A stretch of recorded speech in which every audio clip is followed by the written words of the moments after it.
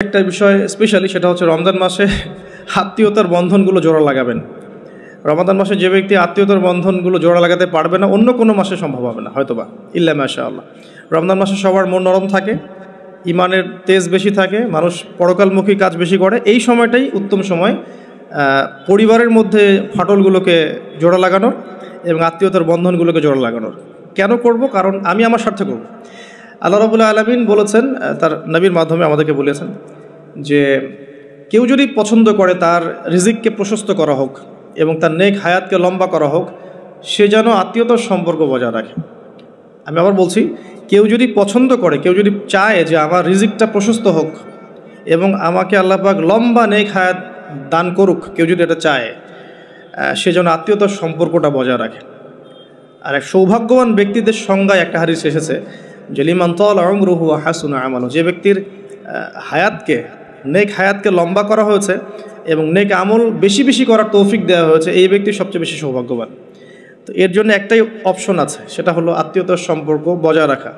আর যে ব্যক্তি আত্মীয়তার সম্পর্ককে ছিন্ন করবে, আল্লাহ রাব্বুল আলামিন তার সাথে সম্পর্ক ছিন্ন করবে।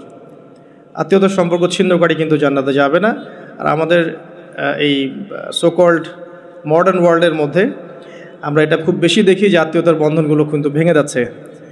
আপনাদের ঢাকাতে প্রতি 24 ঘন্টায় 42টা ডিভোর্সের ঘটনা ঘটে, এটা আমি পড়াশোনা করেছি।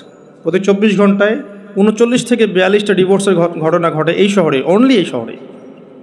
সো এখন কিন্তু সম্পর্কগুলো আর আগের মতো নাই, সম্পর্কগুলো স্বার্থকেন্দ্রিক হয়ে গেছে।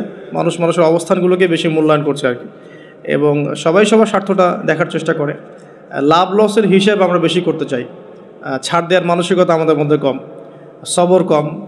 আর এই টেকনোলজিক্যাল রেভলিউশন আমাদেরকে মেন্টালি অস্থির করে ফেলেছে আর কি। আমরা মানসিকভাবে স্থির না, খুব অস্থির। দ্রুত সিদ্ধান্ত গ্রহণ করতে চাই, দ্রুত রেজাল্ট পেতে চাই। সব মিলিয়ে আসলে আমরা একটা প্যানিক সিচুয়েশনের মধ্যে আছি। সম্পর্কগুলো খুবই ঠুনকো হয়ে যাচ্ছে দিন দিন। খেয়াল করে দেখেন, আমাদের আগের জেনারেশনের সম্পর্কের যে বেসগুলো ছিল এখনকার কিন্তু এটা নাই। সো রমজান মাস সে উত্তম সময় পরিবার এবং আত্মীয়র মধ্যে একটা সম্পর্কে বন্ড তৈরি করে, স্পেশালি ঈদের হাদিয়া পাঠানো, জামা বা কাপড় বা হাদিয়াগুলো গিফট পাঠানো।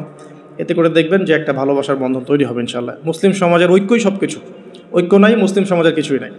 আল্লাহ পাক আমাদেরকে বোঝার তৌফিক দেখ।